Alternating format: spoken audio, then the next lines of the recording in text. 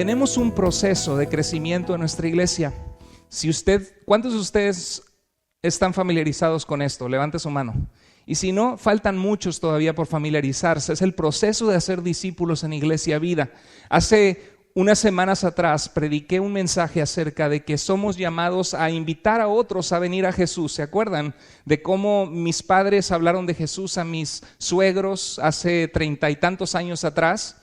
Y a través de eso mis suegros vinieron al Señor Jesús, y que es un gozo, una alegría poder hablarle a otros de que hay esperanza en Cristo. Y el segundo paso que esperamos que cualquier persona que viene a nuestra iglesia que nunca ha tenido ese encuentro con Jesús es que tomen el paso de confiar en Jesús. Por eso la semana pasada prediqué un mensaje que se llamaba "Es necesario nacer de nuevo". Es necesario nacer de Dios espiritualmente.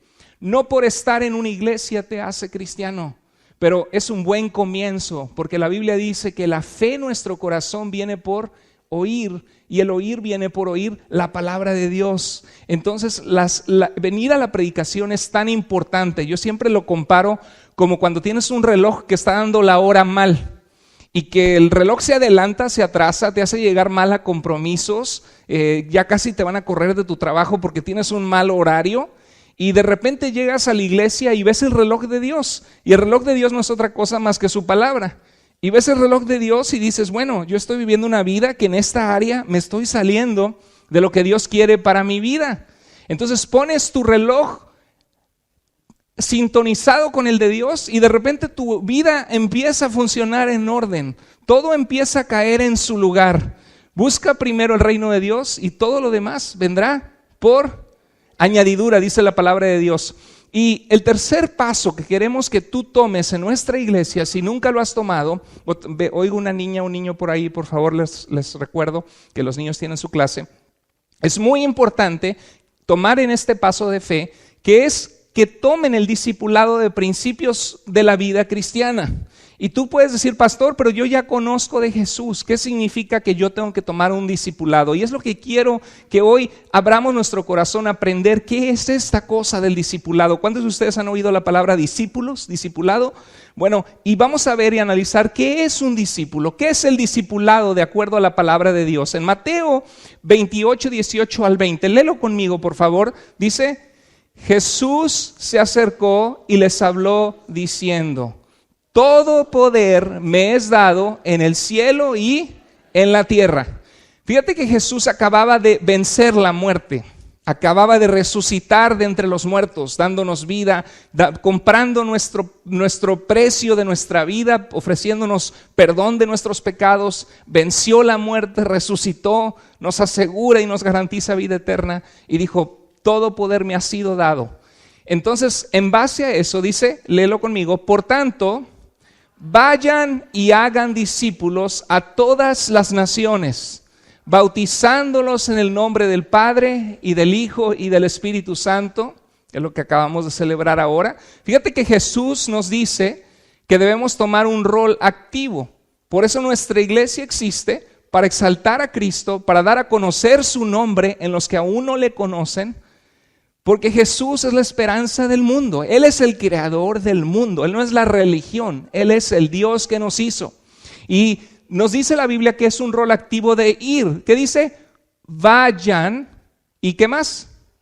Hagan requiere dar tiempo. Por eso nosotros tenemos un discipulado, que es la vida. El discipulado cristiano es mucho más que tomar un curso de 6 sesiones o 7 sesiones, 8 sesiones.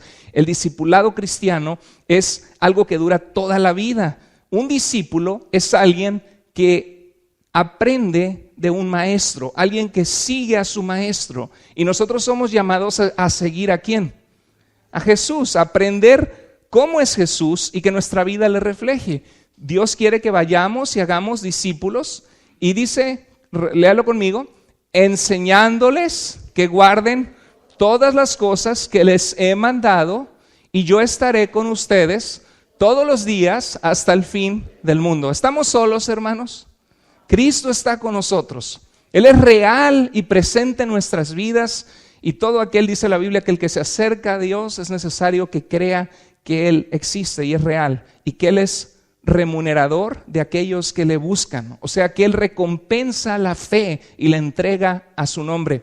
Y una vez que empezamos a seguir a Jesús, que empezamos a obedecerle, lo maravilloso es que empezamos a ver su mano guiando nuestras vidas. Empezamos a ver a Dios contestando oraciones, trayendo madurez en nuestra vida, ayudándonos a cambiar para ser mejores esposos, mejores esposas, mejores padres. Dios cambia nuestra vida, de manera que si alguno está en Cristo, nueva creación es. Las cosas viejas pasaron y miren que todas son hechas nuevas.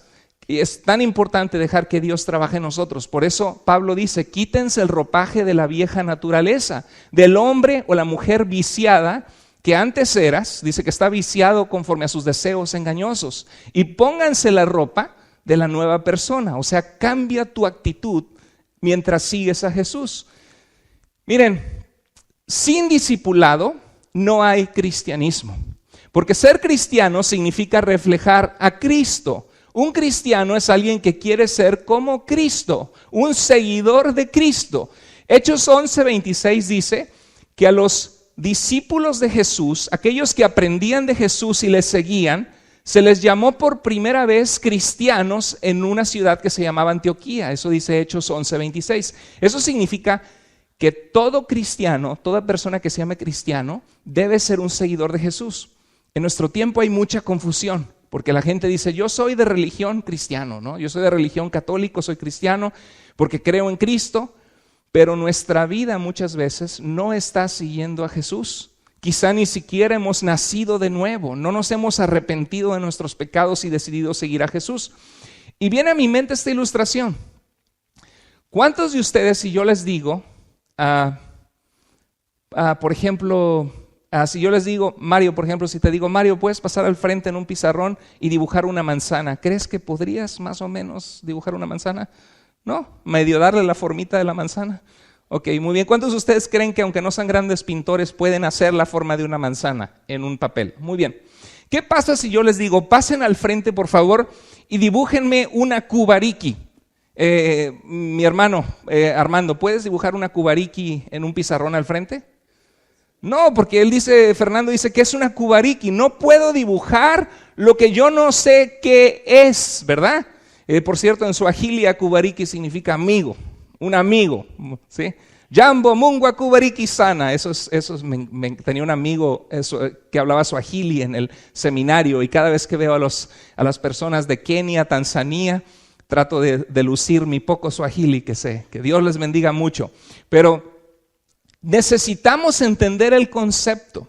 Para poder dibujar una manzana, tenemos que haber visto una manzana. Tenemos que tener un concepto en nuestra mente de ver cómo se ve una manzana para saber qué voy a dibujar.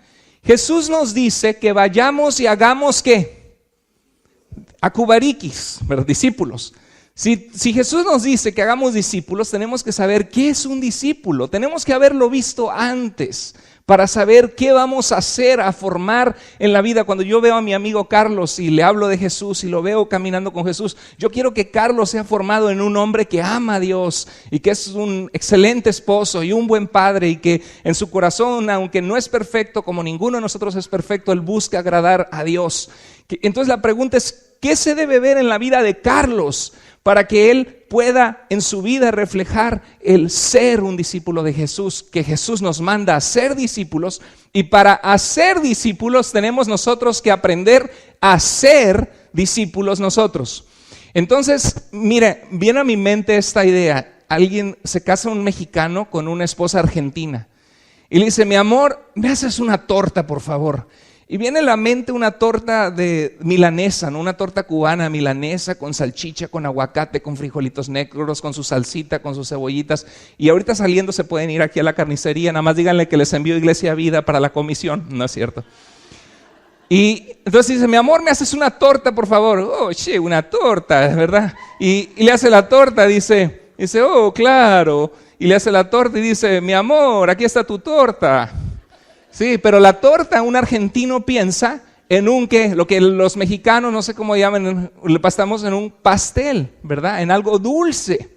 Entonces estamos hablando de la misma palabra, pero para uno significa emparedado de jamón bien rico, como el Chavo del Ocho, ¿no? Su torta de jamón o su torta cubana, y el otro está pensando en un pastel. Y a veces creo que eso es una ilustración que nos ayuda a reflexionar, que a veces pensamos, yo quiero ser un discípulo de Jesús. Y si yo te preguntara, hermano, hermana, amigo que nos visitas, amigo que estás, amiga que estás con nosotros, ¿qué es para ti ser una persona que sigue a Jesús? Porque un discípulo es alguien que sigue a Jesús, que está dispuesto a aprender de Jesús, que como resultado está dispuesto a comportarse como Jesús. ¿Qué es para ti un seguidor de Jesús? ¿Cómo se ve? Yo me imagino levantándome en la mañana y dándole gracias a Dios por la vida que Él me da, aunque la mayoría de las veces salimos rapidísimo, ¿no? De la casa. Yo me imagino, si no puedo en la mañana, a la hora del lunch, abrir mi Biblia y leer sistemáticamente capítulo por capítulo de la Biblia y pensar en qué me habla Dios. Qué maravilloso era mi Señor Jesús, su amor, su compasión. Sin embargo, Él confrontaba la injusticia con valentía, y cómo mi vida puede ser una vida de un hombre entregado, así como Jesús, que tiene fidelidad, que soy fiel a mi esposa, que amo a mis hijos, que les encamino en el camino de Dios. Y uno empieza a pensar, ¿qué es ser un discípulo de Jesús? Y déjame decirte que la Biblia, Jesús mismo nos dice qué es ser un discípulo de Jesús. En Juan 8, 31 al 32, Jesús dijo a los judíos que habían creído en Él. Había algunos judíos que le estaban siguiendo, que creían que quizá Él era el Mesías, el Salvador. Y les dijo, si ustedes permanecen en mi palabra, en mis enseñanzas, serán verdaderamente o serán de verdad mis discípulos. ¿Qué está diciendo Jesús? Que hay algunos que los seguían, y dicen los evangelios, ¿por qué razones seguían a Jesús? Jesús una ocasión los confrontó y les dijo, esta multitud me sigue porque acabo de hacer un milagro de alimentar con panes y peces a 5,000. Me siguen porque les doy de comer. Esta multitud me sigue porque quieren milagros y favores de Dios en sus vidas. Pero en realidad, algunos de los que les seguían era para ver qué había, por curiosidad. A ver qué encuentro al ver los milagros de Jesús. Híjole, sanó un hombre, no podía ver, se venía tropezando, le puso las manos encima, volteó al cielo y el hombre empezó a gritar de alegría y empezó a llorar en un mar de llanto, que podía ver, otro que no podía caminar, que estaba tullido, se le enderezaron sus pies y brincó, y la gente se emocionaba de ver esas cosas. Y si ellos estaban padeciendo una enfermedad, te aseguro que muchos en el día de hoy, amigos tuyos que no quieren saber nada de Jesús, si Jesús estuviera en nuestros tiempos sanando gente, correrían a verlo. Entonces Jesús sabía que muchos le seguían por conveniencia, pero no de verdad con el deseo de buscar el reino de Dios en sus vidas, con el deseo de dejar que Dios gobernara su vida, como el pecador que dijo, Padre, soy inmerecedor de ti. Ten misericordia de mí, que soy un pecador, que te he fallado, Señor. Y dijo Jesús que antes regresó a su casa perdonado y declarado justo por Dios, ese que reconocía su necesidad, su deseo de decir, ya basta mi vida pasada, ya quiero cambiar, ya basta de hacer lo que hacía antes, Señor, me rindo a ti. Dice la Biblia que antes regresó perdonado ese que el que se creía justo y religioso. Entonces, Jesús nos dice aquí que la marca de un discípulo verdadero es permanecer. ¿Qué significa permanecer? Que hoy me emociono, voy a la iglesia, el siguiente domingo regreso a la iglesia, el siguiente domingo regreso y tengo 4 semanas, pero luego hey, Chente, vente para acá, aquí estamos, acá hay un concierto, está re bueno, vente aquí con la banda del Recodo, vente, vamos aquí, que vamos a estar acá y dale para un lado y para el otro y échate una cerveza, órale. ¿Y dónde quedó la fe en Jesús, no? Con nuestras acciones no estamos viviendo la vida de un cristiano, y no es por ser legalistas, es porque es un ambiente donde se practica el pecado, es un ambiente lejos de la voluntad de Dios. Entonces de repente, ¿y por qué no fuiste? Hermanos, que andaba con una resaca y no, me sentí hipócrita, ¿para qué voy a la iglesia? Y obvio, algunos batallan al principio, pero Dios quiere que tú y yo permanezcamos. Me gusta mucho un pasaje en Hechos 14, 22, donde dice que Pablo sanó a un hombre cojo y la gente empezó a darle adoración como un dios en esta isla griega. Y entonces él dijo, espérense, nosotros solo somos hombres, no nos adoren a nosotros. Y llegaron unos enemigos a alborotarle a la multitud y terminaron apedreando a Pablo, le tiraron pedradas fuertes, lo llenaron de sangre a golpes y creyeron que estaba muerto. Y arrastraron el cuerpo de Pablo afuera de la ciudad y llegaron sus hermanos y lo recogieron y sanaron sus heridas. Y cuando volvió en sí, porque estaba inconsciente, dice la Biblia que Pablo regresó a la ciudad. Dice que en aquella ciudad Pablo y Bernabé hicieron muchos discípulos, muchos seguidores de Jesús, personas como tú y como yo, que hubo un día que comenzaron a seguir a Cristo, como los que ahora se bautizaron. Y esas personas, dice Pablo, que estaban tristes, desanimadas por la persecución. Y Pablo, en vez de decir, ay, pobre de mí, qué arrastrada me dieron, Señor, mira, te estoy sirviendo y así me pagas, ¿no? Y a veces nosotros, hasta porque se nos descompone el carro, le reclamamos a Dios. Ahora estoy en la iglesia y ahora se me descompone el carro. ¿Dónde está tu protección y tu poder, Señor? Y a veces tenemos un concepto errado de qué es la vida cristiana. Pensamos que ser cristiano es que no se te va a descomponer el carro, que tu esposa no se va a pelear contigo, que tu esposo no va a ser infiel. Dios no obliga las conductas de otras personas. Y vivimos en un mundo sujeto a que se nos descompongan hasta la cadera y hasta el pie, ¿no? Pero claro que Dios nos protege, claro que Dios nos trabaja en nosotros. Dios usa todo para el bien de los que lo aman. Entonces, por eso tomar el discipulado es tan importante, porque a veces llegamos a Cristo con un concepto equivocado de qué significa ser cristiano. Pensamos, si llego a Cristo, no hombre, puras reglas. No vayas a los bailes, no tomes, no hagas esto. No, por eso yo guardo mi distancia. Sé que necesito de Dios, pero ahí voy a escuchar, ¿no? Y no nos rendimos o pensamos que Dios son puras reglas, en vez de una relación de amor con Él, porque Él nos amó primero. O a veces pensamos que Dios es que todo va a ir bien y que nunca vamos a enfrentar problemas. Y estamos requete mal porque no hemos leído el Nuevo Testamento que dice que es necesario que a través de muchas aflicciones entremos en el reino de Dios. Eso le dijo Pablo, fortaleciendo el ánimo de los discípulos. Y por eso el discipulado es importante, para que tú te arraigues y eches raíces en Cristo. Ser cristiano no es solo un sentimiento bonito. Casarte no es solo de, ay, la novia le agarro la mano y, ay, chencha, ¿verdad? Y se siente la electricidad del enamoramiento. Hay gente inmadura, ¿no? Gente hasta que son actores y actrices famosos, ¿no? Tom Cruise, ¿cuántas esposas lleva Tom Cruise? Y muchos no ven Tom Cruise. No digo Tomás Cruz, sino Tom Cruise, ¿verdad? Tom Cruise, que es un actor que para muchas en aquel entonces era pues un galanazo, ¿no? Algunos ya son galonazos, ese es otro, ¿no? Pero ha tenido varias esposas y lo oyes, ¿no? En los chismes y en las de La Oreja y TV Notas, que mira que Juan Patricio Martínez se casó con María Fernanda Aguirre, wow, y a los 2 años ya tronaron, ¿no? Y al rato, que ya anda con otra muchacha más joven, que cambió la de 40 por 2 de 20. No, a veces dicen así, más le vale que usted no haga algo así. Pero a veces uno oye esos chismes y la verdad, veo muchos hermanos con la sonrisa, no agarre ideas, hermano. La verdad es de que piensan en el amor como, ay, estar enamorado. Eso en inglés le llaman infatuation, ¿no? Que estás nada más clavado, en pocas palabras.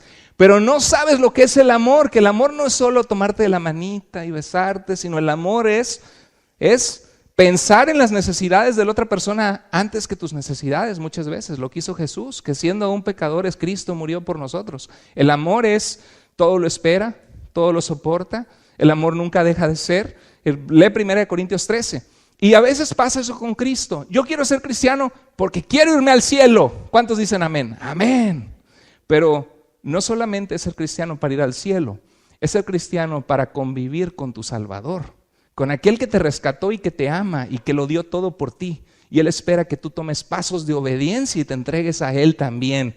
Es un caminar con Jesús que dura toda la vida hasta que estemos en su presencia. Y qué hermoso es que Dios no termina su obra en nosotros, que sigue trabajando en nosotros. Nosotros somos los cabezaduras, inmaduros, niños chiquitos que no dejamos a veces que Dios nos guíe y no nos sometemos a su voluntad.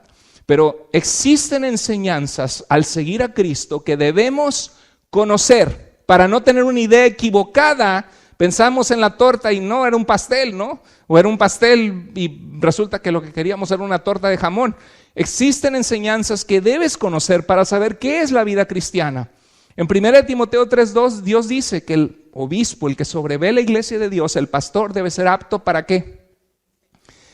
¿Qué se asume ahí? Que hay un proceso en que todos nosotros debemos aprender los elementos esenciales de la fe cristiana. Asuntos importantes de nuestra fe, por ejemplo, ¿quién es Dios? ¿Es Dios una fuerza como Star Wars? La fuerza, may the force be with you. Esté la fuerza contigo. ¿Es Dios una fuerza, una energía nada más? Que no es impersonal. Mucha gente piensa, pues es que todas las religiones llevan a Dios. Algunos creen en Buda, otros en Jesús, otros en el Islam.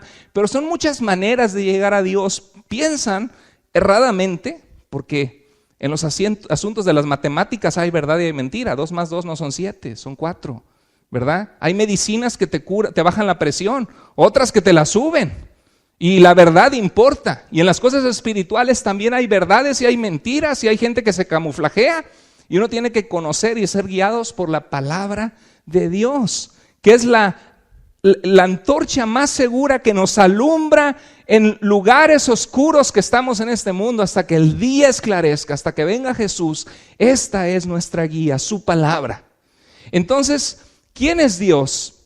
La salvación, ¿cómo es que soy salvo de mis pecados? ¿De qué se trata la vida? ¿Cuál es el gran problema de la vida y cuál es la solución? Jesús vino a salvarnos de nuestros pecados. La oración, ¿cómo oro? ¿Cómo debo orar?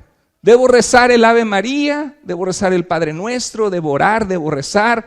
¿Cuáles son las condiciones para que Dios me escuche? La Biblia dice de que debemos pedir conforme a la voluntad de Dios, que debemos orar en el nombre de Jesús, que si en nuestras vidas estamos tratando, dice, maridos, amen a sus esposas como se aman a sí mismos. Y Pedro dice, trátenlas como un vaso frágil, emocional. No las destruya, no las trates mal, no de forma áspera. ¿Y qué dice Pedro? Para que tus oraciones no tengan estorbo. Wow, el pecado en nuestras vidas. A veces nos portamos de la patada con Dios, y también de la patada, hasta al perro le damos patada y a la gente a nuestro alrededor. Pero luego vamos con Dios, ay Diosito, te pido que me den el trabajo, sí Diosito, te pido que que me saque el Mega Millions, ¿no? Señor, son 900 millones, ahí te doy para tu iglesia, ¿no? Todavía creemos que le estamos haciendo un favor a Dios. Entonces la oración, ¿qué dice la Biblia de la oración? ¿Qué dice la Biblia de la Biblia, hermano? Yo leo la Biblia y me aburro, dice vosotros seréis, y palabras parece que el que escribió la Biblia que Jesús era de España, ¿no? No entiendo. Leo este libro y, hermano, vi muchos capítulos de cómo construir un tabernáculo y que los arcas, que hacer con los ángeles, ¿quiénes son los serafines y los querubines? A veces no sabemos ni cómo acercarnos a la Biblia. Bueno, en la clase de principios de la vida cristiana que damos en nuestra iglesia, que dura como 2 meses y medio, tú vas a aprender toda esta información que te va a ayudar mucho en tu vida. ¿Qué es ser cristiano?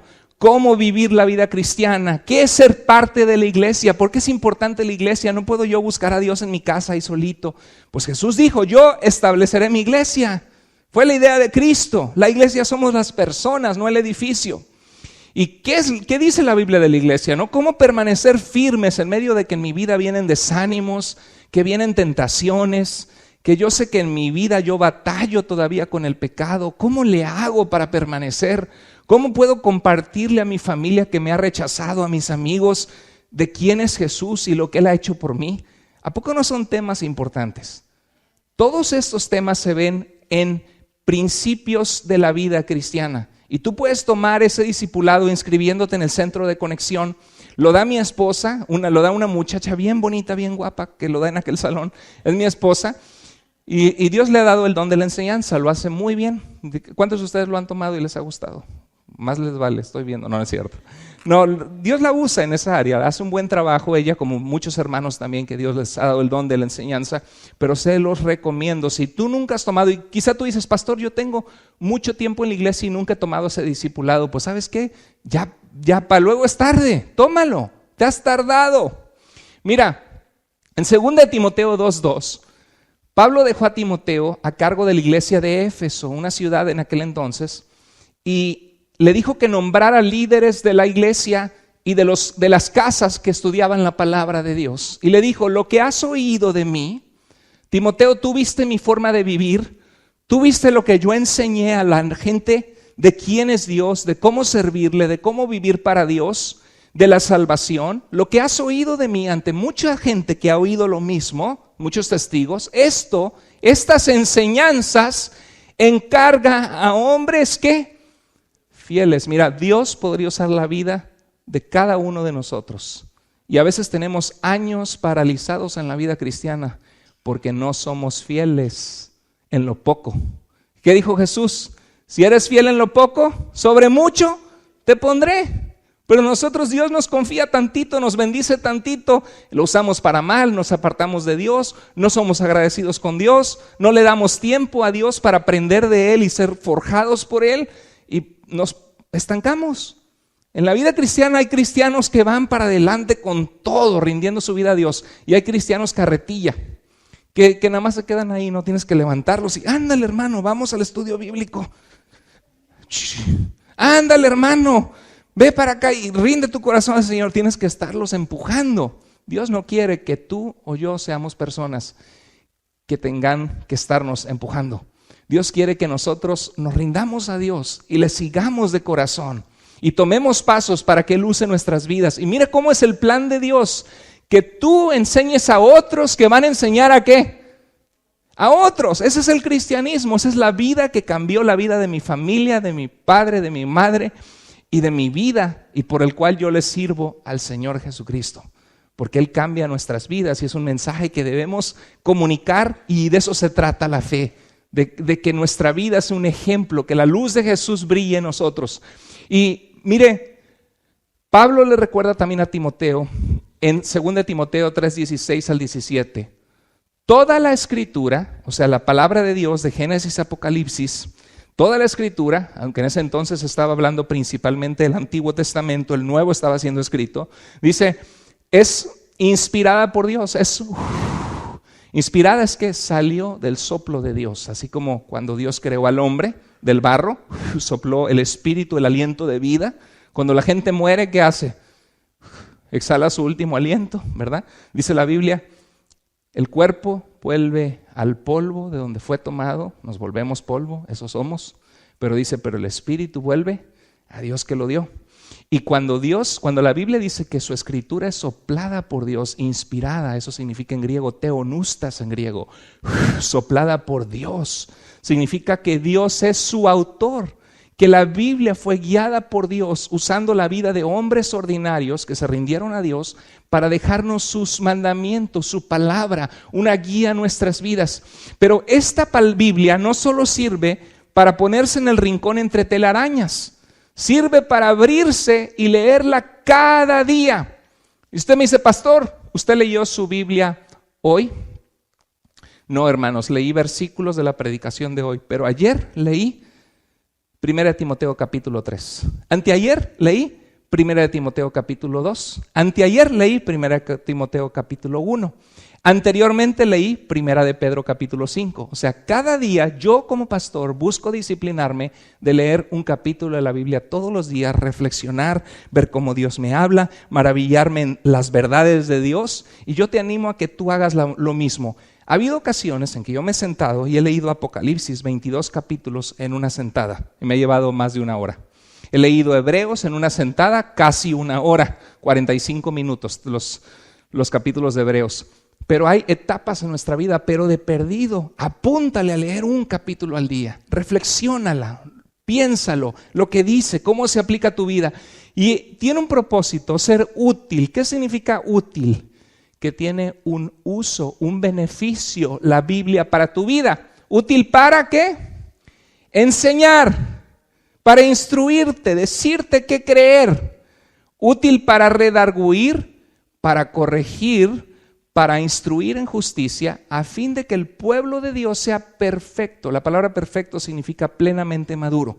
Que tú y yo dejemos de ser niños en nuestras emociones, en nuestras decisiones, y que seamos maduros en la fe, para que hagamos toda Buena obra, ¿qué significa? Que en nuestras vidas haya bondad, hay amor para la gente que nos rodea, que hablemos de Jesús, que nuestras vidas produzcan fruto para Dios. Eso es ser un discípulo. Ahora ve esto. Enseñar implica aprender ¿qué? Cierto conocimiento, ¿no? El que aprende a ser un carpintero, si aprendes matemáticas, la Biblia te sirve para saber quién es Dios, qué es la salvación, cómo orar, qué es la iglesia. Eso lo aprendes en el discipulado. Redarguir significa reprender, amonestar. Hermano, me llegó noticias de tu parte de que maltrataste a tu esposa. Hermano, me llegó noticias de que andabas por ahí en este lugar. ¿Qué andas haciendo ahí si ya conoces a Cristo? Entonces, reprender es llamar la atención, amonestar a alguien en amor. ¿Para qué? Para que deje su pecado. Corregir significa decir, no es por allá, es para allá. Cuando corriges a alguien que está haciendo mal una chamba, un trabajo, ¿no? Está podando todas las flores y no le pegas a las flores, sino corta solo por alrededor, la flor la tienes que dejar bonita, lo que tienes que hacer es esto, corriges una manera equivocada y errada de vivir. Instruir en justicia es instruirnos cómo debemos vivir y conducirnos, cómo debemos vivir de tal forma que agradamos a Dios. Entonces la Biblia es útil, repita conmigo, para enseñar, para redarguir, para corregir y para instruirnos en una vida justa. O sea, en pocas palabras, a fin de que hagamos buenas obras, en pocas palabras nos dice qué creer o no. La Biblia te dice, cree lo que tú quieras. Todas las religiones llevan al cielo, lo importante es el amor. Eso dice la Biblia. Dios es amor, el amor es Dios. Mientras tú amas a la gente que te rodea, amor y paz, estás en Dios. ¿Dice eso la Biblia? No. La Biblia te dice qué creer, también te dice que no creer. Que hermano, que la reencarnación y que yo soñé que estaba reencarnando y que yo era Benito Juárez en el pasado, ¿no? O no sé, Hansel y Gretel, eso ya es un cuento. Que no creer. Te dice qué hacer y te dice que no hacer. La Biblia te dice qué creer, qué no creer, qué hacer y qué no hacer. Repite conmigo. Te dice qué creer, qué no creer, qué hacer y qué no hacer. Tienes que aprender a conocer el corazón de Dios en su palabra. Ahora, algo muy importante. La Biblia nos corrige, ¿verdad? Nos amonesta. Para recibir enseñanza, ¿se necesita ser humilde o no? Para recibir amonestación, ¿se necesita ser humilde? Para recibir corrección, ¿se requiere ser humilde? Sí. ¿Qué pasa con aquellos sabelotodos que dicen, a mí nadie me va a decir, ¿verdad? Pero hermana, mira, sí, tú no ves las cosas que en tu vida también. Hay gente que no le puedes decir nada. Hay gente que se pone a discutir con el maestro de medicina cómo curar. Yo como pastor me ha tocado gente que viene a nuestra iglesia, generalmente de otras iglesias, y que me dice, hermano, es que esto es así, o que el bautismo salva, por decir. No, mira hermano, déjame y te explico. La Biblia en repetidas ocasiones nos dice que todo lo que es necesario para la salvación es la fe en Jesús. Esto es lo que la iglesia creyó. Tú puedes ver que el ladrón en la cruz, en Lucas, nunca se bautizó, pero confió en Jesús y Jesús le dijo, hoy estarás conmigo en el paraíso. Pablo dijo, y le explico en la Biblia, no hermano, pero mire esto, y se pone y haga de cuenta que no respeta que cierta persona tiene, y eso no significa que los maestros siempre tienen la razón o que los pastores siempre tienen la razón, porque nos podemos equivocar, pero el punto es de que se ponen al tú por tú con alguien sin reconocer que la otra persona les puede enseñar. Ni siquiera tienen tantita humildad de decir, a ver, ¿por qué lo dice? Muéstreme, déjeme, presente su caso para observarlo, ¿no? Pero hay gente que no, y dice la Biblia, no corrijas al soberbio o al burlón, pues solo te odiará. ¿Te ha pasado que le das un consejo a una amiga, un amigo, a alguien en tu trabajo? Mire, yo le recomiendo que no haga esto por esto. ¿Y qué pasa? Cuando no es alguien humilde, te lo echas de enemigo.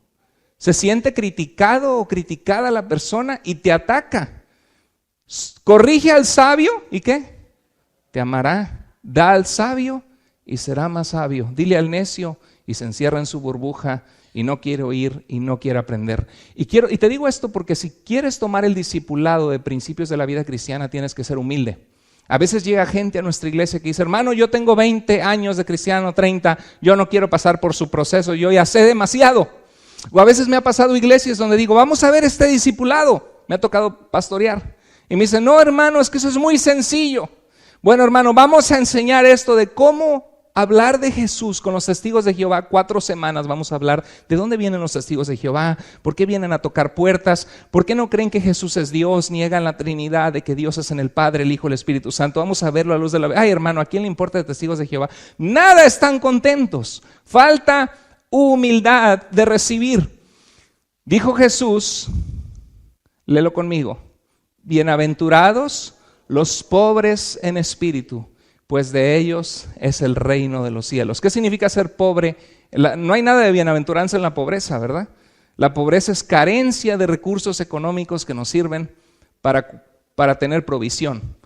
Pero cuando Jesús decía a los pobres en espíritu, se estaba refiriendo a los que reconocen su pobreza en su alma, que necesitan de Dios. Se estaba refiriendo a los humildes del alma. Si quieres ser un discípulo de Jesús, para ser enseñado por Jesús debe ser enseñable. Y Dios puso en su iglesia maestros y pastores. Y cuando están ellos dando una dirección sana y están viviendo una vida que agrada a Dios, parte de ser humilde es saber respetar al pastor, saber respetar al líder de tu grupo de vida, saber respetar al líder de la alabanza, saber respetar a la persona que está liderando en tu ministerio.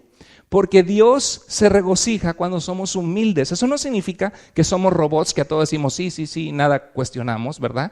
Porque tenemos nuestra mente, podemos dialogar, pero respetamos la autoridad puesta por Dios. Tú no puedes estar en autoridad si no sabes estar bajo autoridad. Tú no puedes enseñar si no sabes aprender. Esta semana conocí un hombre que dice, hermano, ando buscando un templo, ¿nos puede ayudar? Tengo un grupo de 10 personas, voy a ser pastor. Y le digo, y hermano, ¿ya has sido pastor antes? No, pero veo la necesidad y quiero pastorear estas 10 personas.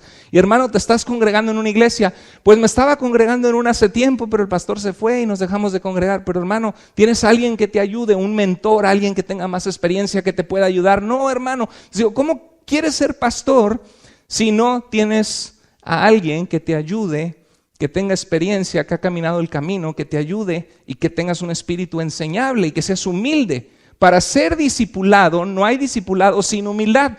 No puedes ser corregido si no tienes humildad de escuchar corrección y consejo. Los humildes del alma son bienaventurados, los que reconocen su necesidad de Dios, los que son enseñables, los que saben que a veces se equivocan, que no siempre tienen la razón. Mire, hay una parábola, esa me la pasó creo que la hermana Vero, donde se ve un hombre que dice, no hombre, ¿ya viste a la vecina? No hombre, bien cochina esa señora. Siempre dice que lava las colchas y siempre están sucias. Mira por la ventana, se ven sucias. Y según ella los lavó, pero están sucias sus sábanas. Y de repente un día dice, wow, oye, la vecina ya lavó sus colchas. Y le dice la esposa, no, lo que pasa es que ya lavamos la ventana, ¿no? Muchas veces en nuestra vida podemos criticar lo que vemos afuera y el problema somos nosotros. Y eso le pasa a mucha gente. Hay mucha gente que tiene problemas con una persona y con otra persona y con otra persona y con otra persona. Y es como ya se la saben, el que va manejando y dice, atención, en este momento hay un loco en sentido contrario por la Interestatal 405, tenga mucho cuidado. Y apaga el radio bien enojado, dice, son miles de locos. Si eres una persona que tiendes a tener malentendidos, te sientes fácilmente, te enojas con uno, con otro, analiza tu corazón porque quizá tus ventanas están sucias. Y muchas veces así somos. Es que, hermano, no me gusta el estudio.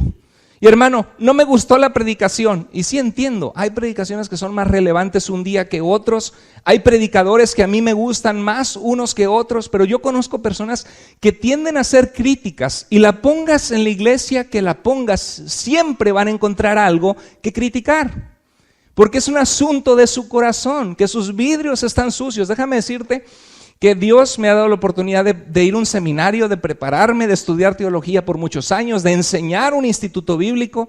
Y yo he tenido la oportunidad de sentarme en una iglesia de un hermano que tenía 15 personas, estaba discipulando, haciendo la obra de Dios. El hermano no tenía la gran elocuencia, Decía, hermanos, abran sus Biblias y Juan nos dice que debe haber amor en nosotros, que Dios nos ama.